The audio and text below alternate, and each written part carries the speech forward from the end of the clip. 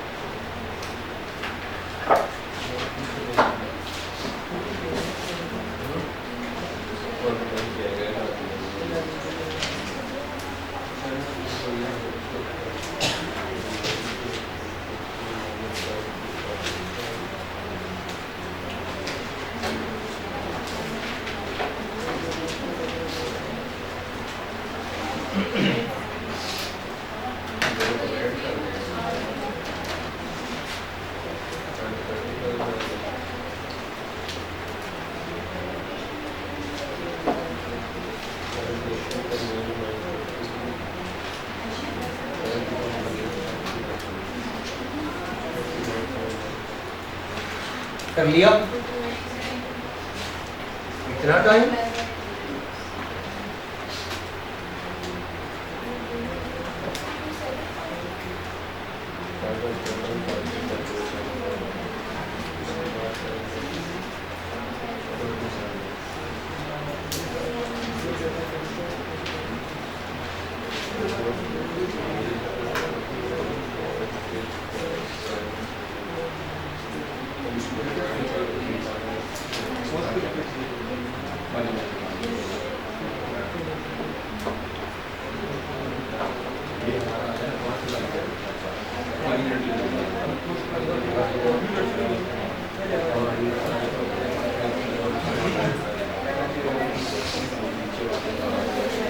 जी sir post पर मतलब निकालने के लिए अंदर रेट मल्टीप्लाई करेंगे क्या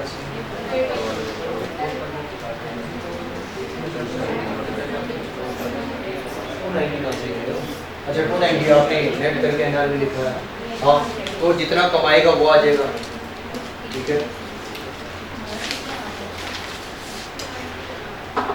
चलिए उम्मीद है कि कुछ हद तक किया होगा। अब इसमें पता नहीं आप लोगों ने सोचा है कुछ या नहीं सोचा, सोचा कुछ कि इसको दो हिस्सों में आगे रिक्वायरमेंट में मजीद बांटा जा सकता था। एक ये कि जब एलोकेट करवाता तो आपको ये कहता कि आप इसको एलोकेट कर दें एनआरवी पे, जो कि बाय डिफॉल्ट एनआरवी पे ही करते हैं।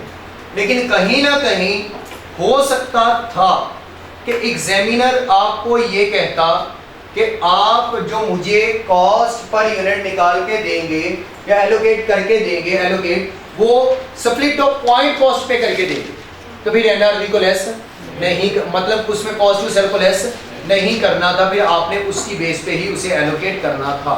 ऐसा हो सकता था कि एग्जामिनर आपको ये बात बोल देता, नहीं बोली तो बाय डिफॉल्ट भी क्या होगा, एनआरवी को हमने लेस करना है।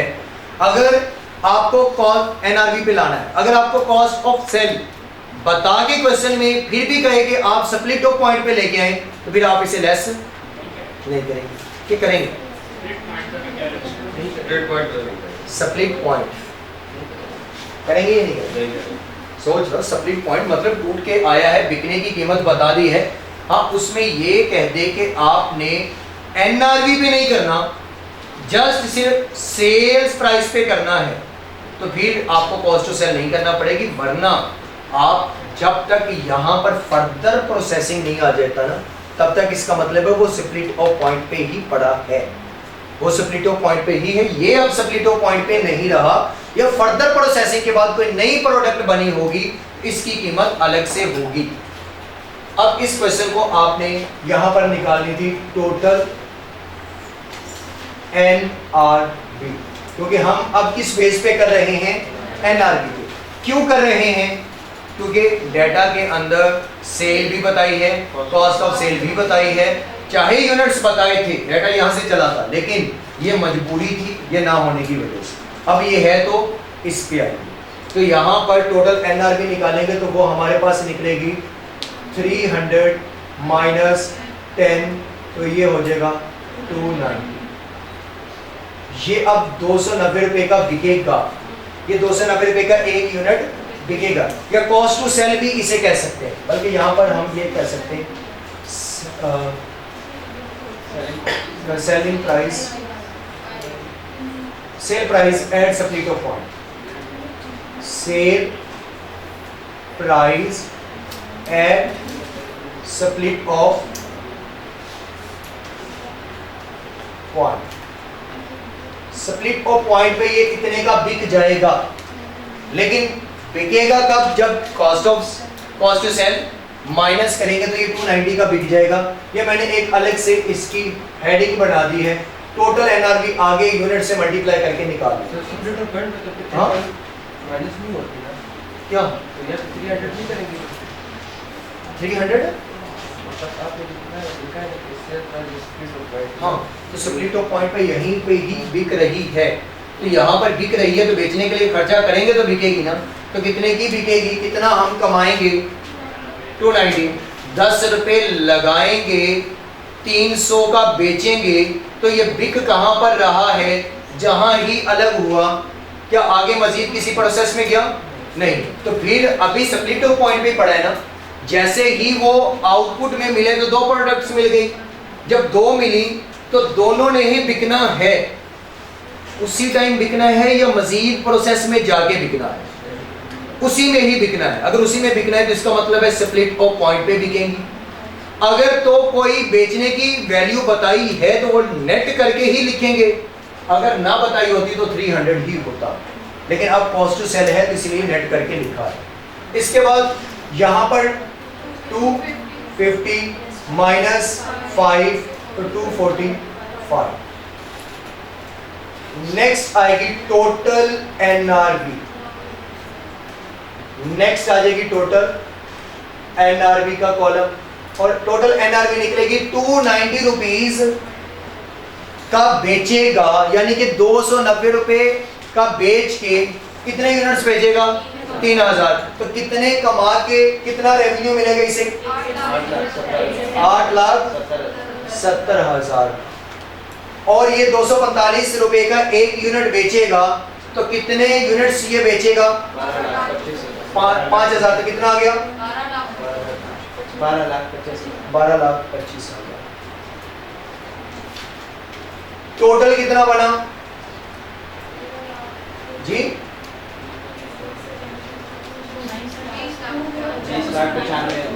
20 लाख। ठीक है, 20,95,000। ये कितना कमाएंगे इनको बेच के? दोनों 20,95,000। ये टोटल खर्चा कितना किया था इन्होंने? 950,000 का खर्चा करके, उस खर्चा करके कमाए कितने? तो हमने बेस अब कौन सी रखनी है? यूनिट्स या जितना कमाया होगा? जितना कमाया होगा उसकी बेस पे हमने देखना है, कितना लगा के कितना कमाया वो हमारी एक रेशो बनेगी। फिर जिसने जितना ज्यादा कमाया होगा वो खर्चा भी उतना ज्यादा ही बर्दाश्त करेगा। जो जितना ज्यादा कमाएगा वो उतना ज्यादा खर्चा बर्दाश्त करेगा। वहां पर क्या था, हमने कहा कि वहां पर भी तो यही बात थी कि जो जितने ज्यादा यूनिट बनाएगा उतना ज्यादा खर्चा भी बर्दाश्त करेगा। लेकिन हमने पर यूनिट निकाल के देखा, हमने कहा खाक बर्दाश्त कर रहा है।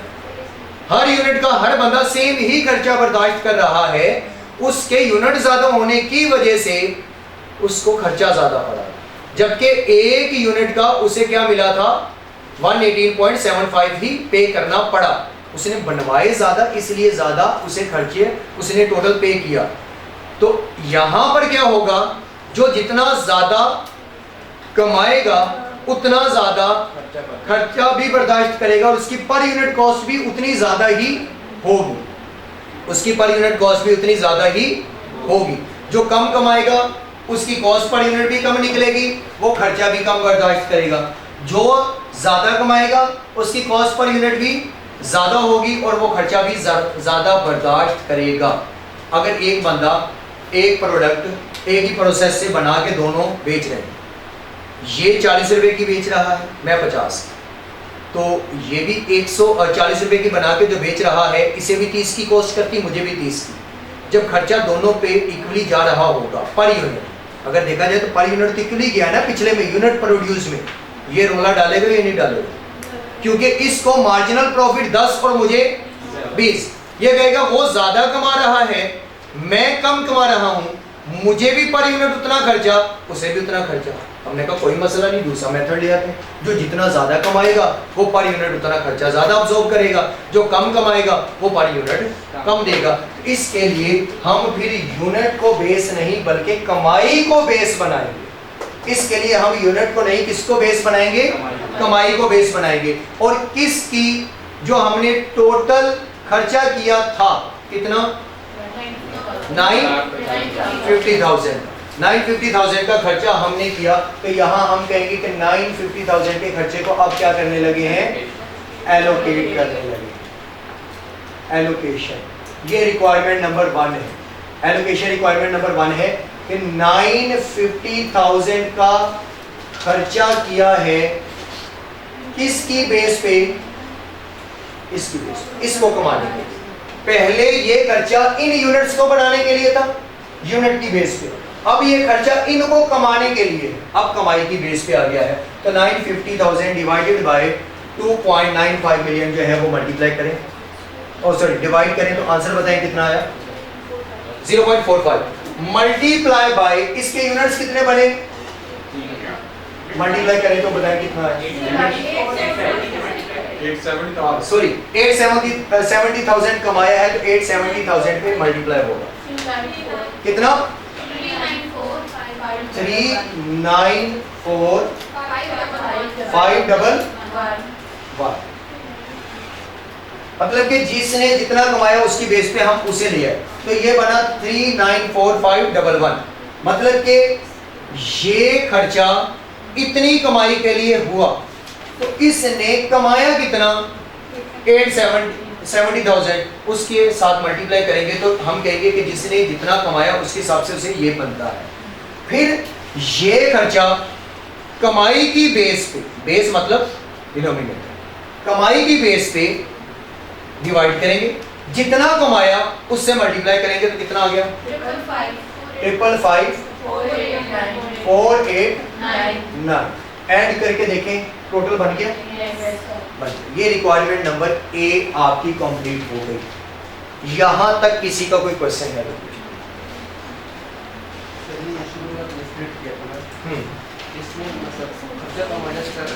हाँ,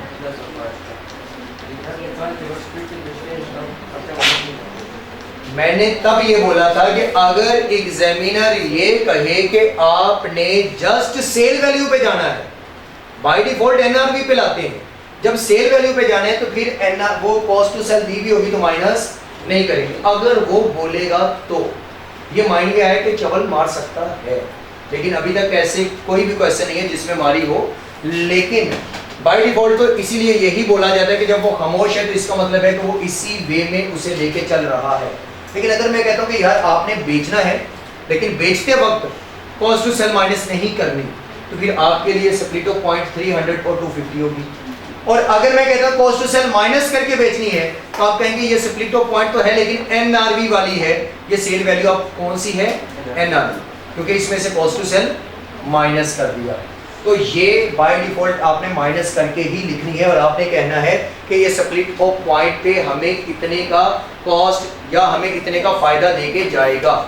अगर अगले प्रोसेस में जाएगा तो फिर ये स्प्लिट ऑफ पॉइंट नहीं रहेगा। अगला प्रोसेस अभी मैंने डिस्कस नहीं, स्प्लिट ऑफ पॉइंट में जस्ट वो कॉस्ट और अगर कोई कन्वर्जन होगी तो भाई कन्वर्जन है तो पीछे एक्सपेंसेस होंगे। हो सकता है कि जैसे सेल्स जो है हमारे पास एक प्रोडक्ट की कम आ रही है लेकिन प्रोडक्ट को बनाने के हमारे पास कॉस्ट ज़्यादा लगती है, हो सकता है, फिर ये तो फिर अप्लाई नहीं क्यों नहीं होगा? आपका अगर आप ये कहें कि एक प्रोडक्ट है उसकी कॉस्ट हमारी कम आ रही है कॉस्ट उसको बनाने में ज़्यादा आ रही है लेकिन सेल्स हमारी कॉस्ट कम हो रही है, तो फिर वो कम कमाएगा तो खर्चा भी तो कम ही अब्जॉर्ब करेगा। हाँ लेकिन उसको बनाने में ज़्यादा खर्चा होता है। ऐसा सिनेरियो होता ही नहीं। अगर होगा तो वो प्रोडक्ट लॉस में जाएगी कि एक प्रोडक्ट जिसको बेच के आप कमा कम रहे हैं और उसको बनाने का खर्चा ज़्यादा है तो मैनेजमेंट फौरन उससे कहेगी कि ना बनाओ भाई, लॉस में जाएगा। ये काम सारा मैनेजमेंट पहले सोच के बैठी होती कि अगर ये इतना करेंगे